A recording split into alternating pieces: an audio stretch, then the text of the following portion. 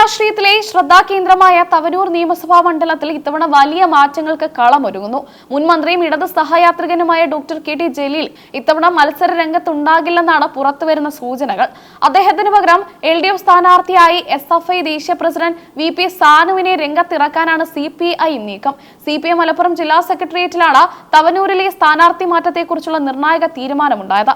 യുവാക്കൾക്ക് കൂടുതൽ പ്രാധാന്യം നൽകുക എന്ന നയത്തിന്റെ ഭാഗമായാണ് VP സാനുവിനെ സഭയിലേക്ക് പരിഗണിക്കുന്നത്.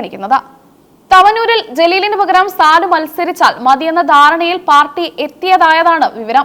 തവനൂരിൽ മാത്രമല്ല പൊന്നാനി മണ്ഡലത്തിലും KT ജലീലിനെ ഇത്തവണ പരിഗണിച്ചില്ലെന്നാണ് റിപ്പോർട്ടുകൾ. മലപ്പുറം ജില്ലയിലെ 2 സുരക്ഷിത മണ്ഡലങ്ങളിലും ജലീലിന്റെ പേര് വെട്ടിയത് രാഷ്ട്രവൃത്തങ്ങളിൽ വലിയ ചർച്ചയായിട്ടുണ്ട്. പൊന്നാനിയിൽ CPIM സംസ്ഥാന സെക്രട്ടേറിയറ്റ് അംഗം A. സ്വരാജിന്റെ പേരാണ് പ്രധാനമായും ഉയർന്നു കേൾക്കുന്നത്. നിലവിൽ തവനൂർ മണ്ഡലത്തിൽ ജലീൽ മത്സരിക്കാൻ സാധ്യതയുള്ള സാഹചര്യങ്ങൾ ഇല്ലാതായതോടെ ഇടതുപക്ഷത്തിന്റെ പുതിയ തന്ത്രമാണ് പുറത്തുവരുന്നത്. UDF ശക്തി കേന്ദ്രങ്ങളിൽ സ്വതന്ത്രരെ മത്സരിപ്പിക്കുക എന്ന പതിവ് രീതിക്ക് പകരം ഇത്തവണ ശക്തരായ പാർട്ടി കേഡർമാരെ തന്നെ അണിനിരത്താനാണ് LDF ലക്ഷ്യമിടുന്നത്. തവനൂർ മണ്ഡലം രൂപീകൃതമായ 2011 മുതൽ ഇതുവരെ നടന്ന 3 തിരഞ്ഞെടുപ്പുകളിലും ഡോക്ടർ KT ജലീലാണ് ഇവിടെ നിന്ന് ജയിച്ചു കയറിയത്. UDFന്റെ ഉറച്ച കോട്ടകളായിരുന്ന പല പ്രദേശങ്ങളെയും ഇടത് അനുകൂലമാക്കാൻ ജലീലിന് സാധിച്ചിരുന്നു. 2021 CPIM 2 തവണ എന്ന കർശന വ്യവസ്ഥ നടപ്പിലാക്കിയപ്പോഴും ജലീലിന് പ്രത്യേക ഇളവ് നൽകിയിരുന്നു. എന്നാൽ ഇത്തവണ അത്തരമൊരു ഇളവ് നൽകേണ്ടതില്ലെന്നാണ് പാർട്ടിയുടെ തീരുമാനം.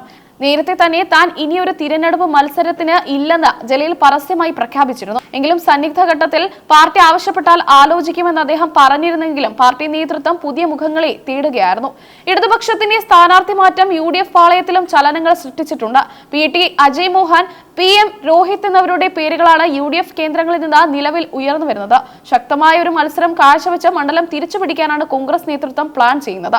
CPIM സ്ഥാനാർത്ഥിയായി VP സാനു എത്തുന്നതോടെ മത്സരം കൂടുതൽ യുവത്വമുള്ളതാകും. മലപ്പുറം പാർലമെന്റ് തിരഞ്ഞെടുപ്പുകളിൽ സാനു കാഴ്ചവെച്ച പ്രകടനം തവനൂരിലും ആവർത്തിക്കാനാകുമെന്നാണ് LDFന്റെ പ്രതീക്ഷ. സ്വതന്ത്ര പരീക്ഷണങ്ങൾക്ക് പകരം ചിഹ്നത്തിൽ മത്സരിക്കുന്ന സ്ഥാനാർത്ഥികൾ വരുന്നത് ഗുണം ചെയ്യുമെന്നും ഇടത് കേന്ദ്രങ്ങൾ വിലയിരുത്തുന്നു. KT ജലീലിന്റെ പിന്മാറ്റം തവനൂരിലെ വോട്ടിംഗ് ശൈലിയിൽ എന്ത് മാറ്റം ഉണ്ടാക്കുമെന്ന് കണ്ടറിയണം. യുവനേതാവായ VP സാനുവിനെ ജലീൽ കെട്ടിപ്പടുത്ത അടിത്തറ നിലനിർത്താൻ സാധിക്കുമോ എന്നതാണ് രാഷ്ട്രീയ നിരീക്ഷകർ ഉറ്റുനോക്കുന്നത്. വരും ദിവസങ്ങളിൽ സ്ഥാനാർത്ഥി പ്രഖ്യാപനം വരുന്നതോടെ തവനൂരിലെ പോരാട്ട ചിത്രം കൂടുതൽ വ്യക്തമാകും.